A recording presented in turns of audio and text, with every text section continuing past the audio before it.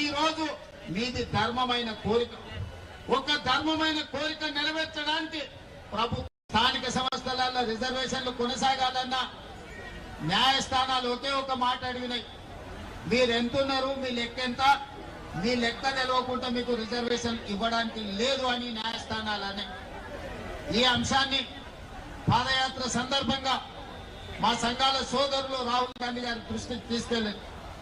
రాహుల్ గాంధీ గారు మా అందరితో చర్చించినప్పుడు దీనికి శాశ్వతమైన పరిష్కారం జనగణనతో పాటు కులగణన జరగాలి, ఈ దేశంలో ప్రకారం నిధులు నియామకాలు చేపట్టాలి అనే ఆలోచన కాంగ్రెస్ పార్టీ నిర్ణయం తీసుకున్నది. ఇది కాంగ్రెస్ పార్టీ విధానపరమైన నిర్ణయం.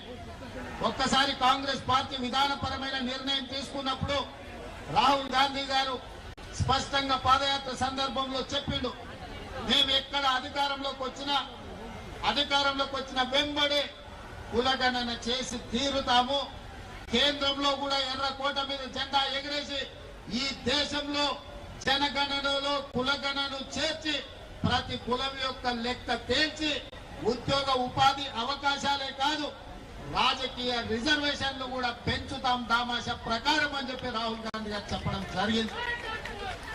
మరి మిత్రులారా, ఈ రోజు పార్టీ విధానపరమైన నిర్ణయం తీసుకొని రాహుల్ గాంధీ గారు ఈ దేశంలో ఉన్న 70 కోట్ల బలహీన వర్గాలకు మాట ఇస్తే ఆ మాట నిలబెట్టాల్సిన బాధ్యత ప్రతి ఒక్క కాంగ్రెస్ పార్టీ కార్యకర్తగా ఉన్నది.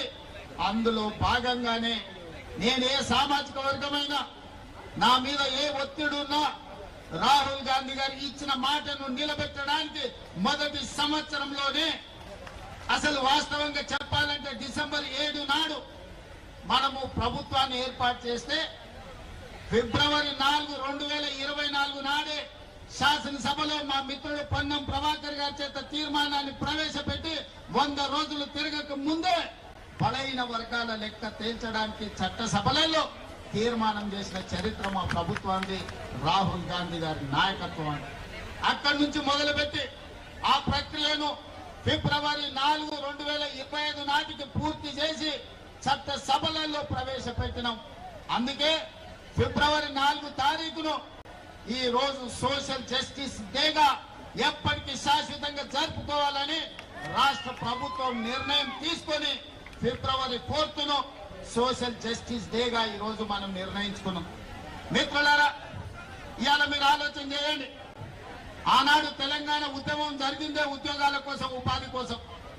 తెలంగాణ రాష్ట్రం ఏర్పడిన తర్వాత ప్రభుత్వంలో ఉన్న ఉద్యోగ ఖాళీలను భర్తీ చేయమని విద్యార్థులు, నిరుద్యోగ యువకులు గల్లీ నుంచి ఢిల్లీ వరకు కొట్లాడి, కానీ ఆనాడు అధికారంలో ఉన్న ముఖ్యమంత్రి అయిన కుమారుడు ఉద్యోగ నియామకాలు చేపట్టలేదు.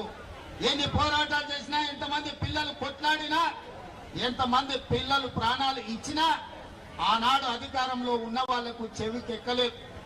అందుకే ఎన్నికల సందర్భంగా పాదయాత్ర చేసినప్పుడు నేను తెలంగాణ నిరుద్యోగ యువకులకు ఒక మాట చెప్పిన, ఇక మీరు ఉద్యోగాలు ఇవ్వండి అని అడగకండి, తండ్రి కొడుకుల ఉద్యోగం ఊడగొట్టండి, మీ ఉద్యోగాలు మీ ఇంటికి వస్తాయని ఆనాడు నేను చెప్పిన.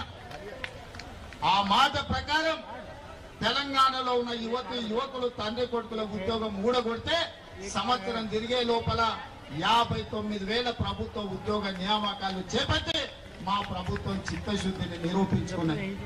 మరి ఇవాళ మిత్రులారా, బలహీన వర్గాల కోరిక అసంబద్ధమైన కోరిక కాదు, బలహీన వర్గాల కోరిక సంబద్ధమైన కోరిక. ఈ రోజు మీది ధర్మమైన కోరిక. ఒక ధర్మమైన కోరిక నెరవేర్చడానికి ప్రభుత్వాలు ముందుకు రావాలి, బాధ్యత తీసుకోవాలి. కానీ భారతీయ జనతా పార్టీ ఈనాడందుకు సిద్ధంగా లేదు.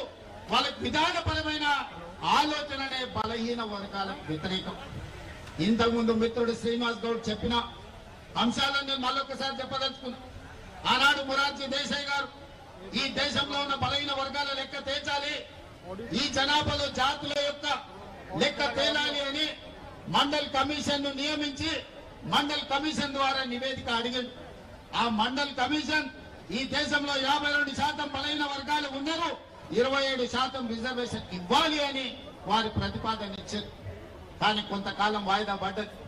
విపి సింగ్ గారు వచ్చిన తర్వాత ఈ మండల్ కమిషన్ దుమ్ము దులిపి దీన్ని అమలు చేసి మొదలు పెడితే ఆనాడు భారతీయ జనతా పార్టీ కుట్ర చేసి మండల్ కమిషన్ కు వ్యతిరేకంగా కమండల్ యాత్రను చేపట్టి ఈ దేశంలోనే మండల్ కు వ్యతిరేకంగా కమండల్ విధానాన్ని తీసుకొచ్చిందే భారతీయ జనతా పార్టీ. ఆ భారతీయ జనతా పార్టీ ప్రతినిధే ఈ రోజు నరేంద్ర మోడీ గారు ప్రధానమంత్రి ఈ దేశంలో ఉన్నాడు. నేను ఈ రోజు ఒక మాట చెప్పదలుచుకున్నా. శ్రీమతి ఇందిరాగాంధీ గారు దళితులు కాదు, ఆదివాసీ కాదు. కానీ శ్రీమతి ఇందిరాగాంధీ గారు దళితుల పట్ల, గిరిజనుల పట్ల, ఆదివాసుల పట్ల అమ్మలాగా వ్యవహరించి వాళ్ళకి రిజర్వేషన్లను అమలు చేయడమే కాదు, సొంత ఇల్లు కట్టుకోవడానికి ఇల్లు ఇవ్వడమే, ఇందిరమ్మ ఇల్లు ఇవ్వడమే కాదు, ఆవిడ అసైన్మెంట్ చట్టాన్ని తెచ్చి భూస్వాముల దగ్గర వేలాది లక్షలాది ఎకరాలను ప్రభుత్వం గుంజుకొని ఎస్సీ ఎస్టీ బీసీలకు అసైన్మెంట్ పట్టాలు ఇచ్చి భూ యజమానులను ఇందిరమ్మ చేసింది. అందుకే ఇవాళ ఏ ఎస్సీ ఏ ఎస్టీ ఏ తండా ఏ భూ